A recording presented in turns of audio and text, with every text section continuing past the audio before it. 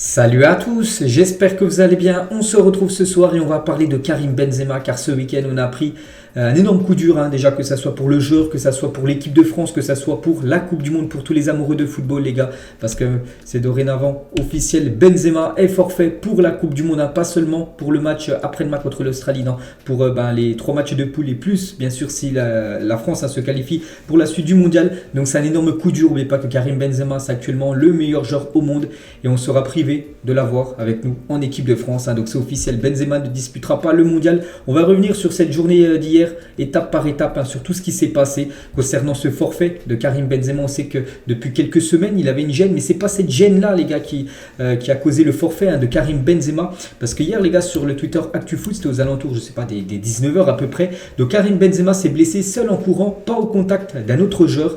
Donc Benzema pourrait déclarer forfait pour le reste du mondial après l'IRM qu'il s'apprête à passer. Donc à ce moment là, le donné du jour hier à 19h, on pensait pas encore au pire, on pensait pas encore au forfait, on attendait l'IRM et surtout ce qu'on peut voir, c'est qu'il s'est blessé seul en courant. Il était à l'entraînement avec l'équipe de France. En plus là c'était la première fois qu'il s'entraînait avec le reste du groupe, parce que c'est toujours entraîné à l'écart du groupe, Karim Benzema ainsi que Raphaël Varane. Donc là il s'est entraîné avec tous les autres joueurs et il s'est blessé seul en courant. C'était peut-être un footing et voilà, se blesser seul en courant, ça sent tout simplement quelque chose de musculaire et du coup c'est une déchirure, voilà, pour Karim Benzema. Du coup il a passé cette IRM, donc voilà la sortie de la clinique en boitant. Donc là il était au Qatar, clinique il sort de cette IRM et on le voit en train de boiter.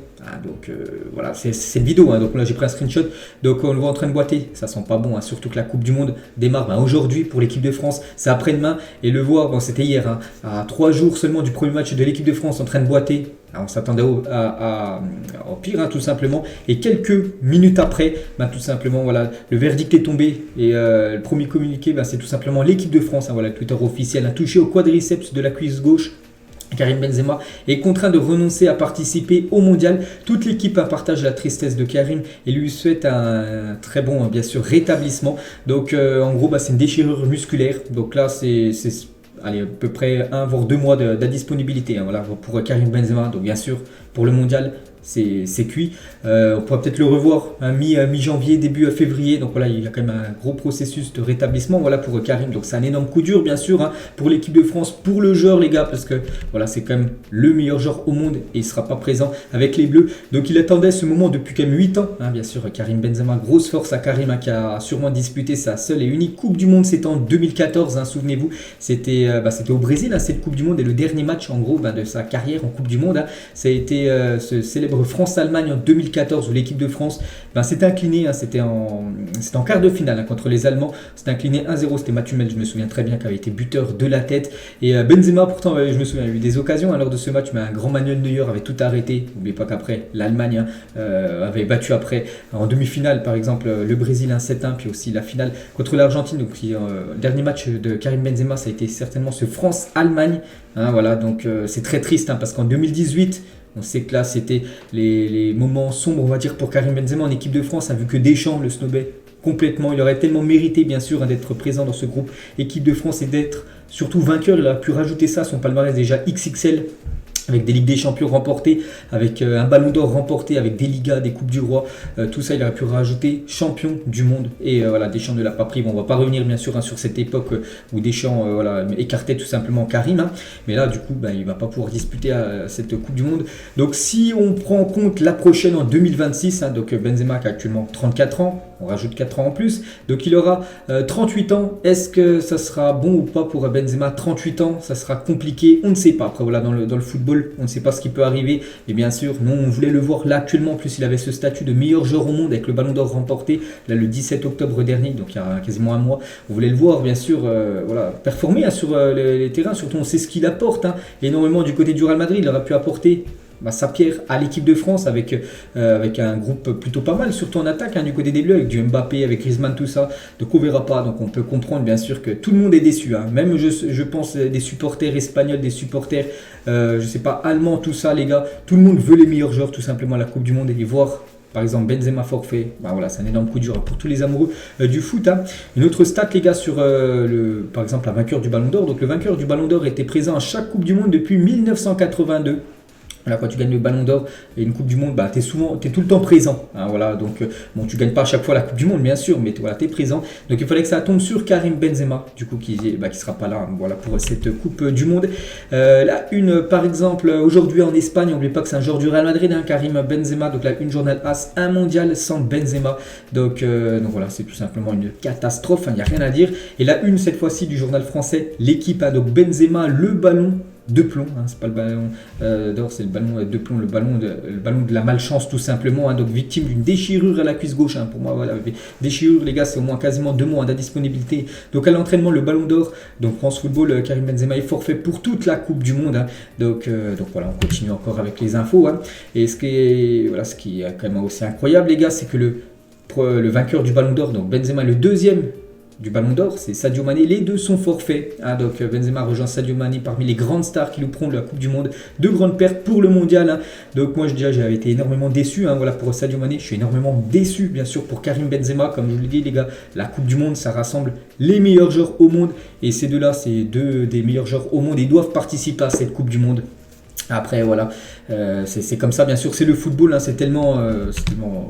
on est tellement dégoûté on peut dire, hein, pour ces joueurs. Donc Benzema a réagi les gars sur son compte, sur ses réseaux sociaux, il a dit: de ma vie je n'ai jamais abandonné, mais ce soir il faut que je pense à l'équipe comme je l'ai toujours fait, alors que la raison me dit de laisser ma place à quelqu'un qui pourrait aider notre groupe à faire une belle Coupe du Monde. Merci pour tous vos messages de soutien, voilà ce qu'il a pu mettre, hein, sur son compte Twitter et sur son compte Instagram les gars. Il a reçu énormément d'encouragement, enfin pas d'encouragement, mais voilà, de rétablissement, voilà, tout ça, de force tout simplement. Mbappé il lui a mis force, Raphaël Varane, voilà, un petit smiley en train de dégoûter. Dembélé a réagi, l'équipe de France, on est tous avec toi Karim. Luka Modric, hein, son collègue du côté du Real Madrid, hein, soit Vasquez, soit Kimpembe, lui aussi qui est forfait, on sait Kimpembe, Lucas Hernandez, force, Patrice Evra, voilà, beaucoup de personnes tout simplement lui envoyer de la force, voilà, pour cette épreuve, hein, voilà, pour Karim, parce que mentalement je pense il va être touché bien sûr, hein. Karim Benzema, il avait ce rêve de remporter le Ballon d'Or, ça a été fait. Il avait aussi ce rêve de disputer la Coupe du Monde, surtout d'essayer de gagner la Coupe du Monde. Donc il ne pourra pas essayer de gagner la Coupe du Monde, hein.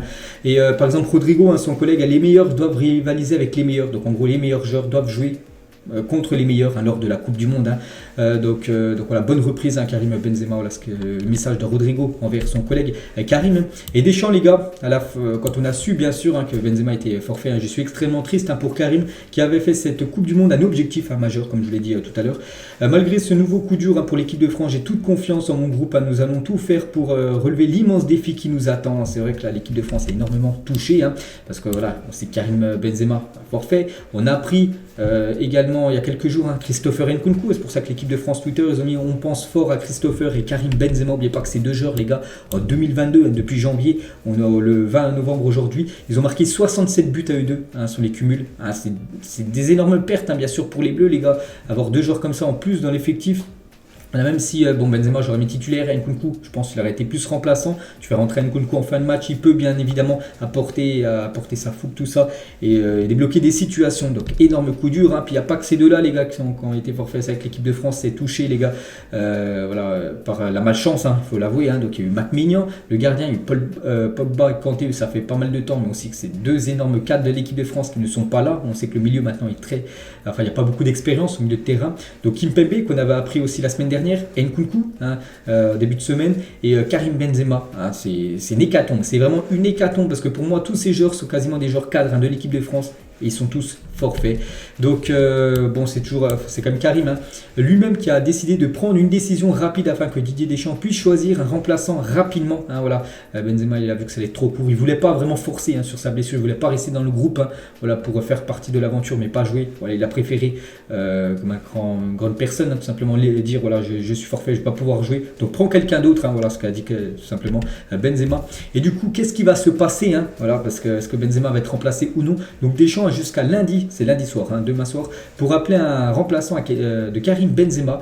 Donc quelques noms circulent, hein. Donc il y a Martin Terrier qui figure parmi la liste des potentiels remplaçants de Karim Benzema en équipe de France. Il y a aussi Moussa Diaby qui pourrait être le remplaçant, ou encore Wissam Ben Yedder qui a un numéro 9, voilà, parce qu'ils n'ont pas tous le même profil, hein. Moussa Diaby qui est plus, je pense, un joueur qui peut jouer sur le côté, ou même un numéro 10, alors qu'un Wissam Ben Yedder c'est plus vraiment un numéro 9. Donc voilà, trois noms, parmi ces trois-là, un devrait être le remplaçant de Benzema, si bien sûr Deschamps prend un remplaçant. Il peut ne prendre aucun remplaçant et rester avec 25 joueurs pour cette Coupe du Monde. Donc je pense qu'il faudrait prendre un remplaçant et je pense qu'il faudrait plus prendre Moussa Diaby. Vous allez me dire, oui, mais c'est pas un numéro 9 parce qu'en gros, il a déjà pris Marcus Thuram, là, souvenez-vous, en tant que 26e joueur, c'était la semaine dernière, c'était un numéro 9, Marcus Thuram. Je pense qu'il faut un remplaçant plutôt de Christopher Nkunku qui n'avait pas été remplacé, Christopher Nkunku. Donc pour ça, je prendrais plus Diaby, les gars, quand même le style de jeu de Christopher Nkunku. Voilà, donc après, voilà, il faut faire bien sûr avec les joueurs. Et c'est comme des joueurs qui peuvent remplacer bien sûr Karim, mais bon, voilà, Karim, c'est compliqué à le remplacer, surtout le meilleur joueur au monde. Et regardez normalement la compo qui devrait être titulaire pour le match contre l'Australie. Donc Lloris au cage, Lucas Hernandez devrait commencer côté gauche, Konaté ou Upamecano, vu que Raphaël Varane aussi, lui, il est incertain pour le premier match, il n'est pas forfait pour la Coupe du Monde, il est quasiment forfait pour le premier match quand même, Raphaël Varane. Donc ça pourrait être Konaté ou Upamecano, c'était l'ancienne charnière centrale du RB Leipzig, ces deux-là pourraient commencer titulaire à un match de Coupe du Monde, c'est énorme pour eux. Pavard côté droit, Rabiot, Tchouaméni, milieu de terrain, Mbappé, Griezmann, Dembélé, et du coup devant ça sera Olivier Giroud, les gars, qui aura ce rôle tout simplement, voilà, de remplacer Karim Benzema. Pour moi, les gars, je préfère, je ne vais pas vous mentir, un Benzema à Giroud, mais Giroud, ce qu'il montre quand même depuis pas mal d'années, ce qu'il montre avec son équipe de l'AC Milan là, ces derniers mois, il peut bien sûr aider cette équipe de France. À lui, ça sera sa dernière Coupe du Monde.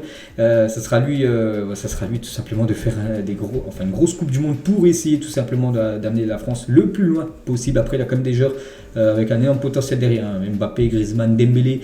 Il y a aussi pas mal de monde aussi, il y a Kolo Muani, il y a Marcus Thuram qui peuvent rentrer en cours de jeu. Donc voilà, il y a quand même un sacré groupe France malgré tous les forfaits que l'équipe de France bien sûr est énormément déçue. Je pense que la France peut faire une belle Coupe du Monde. Peut-être ça va les remotiver encore plus tout simplement à ce forfait de Karim Benzema. Peut-être ils vont essayer de gagner cette Coupe du Monde de nouveau pour Karim Benzema. C'est ce qui serait beau.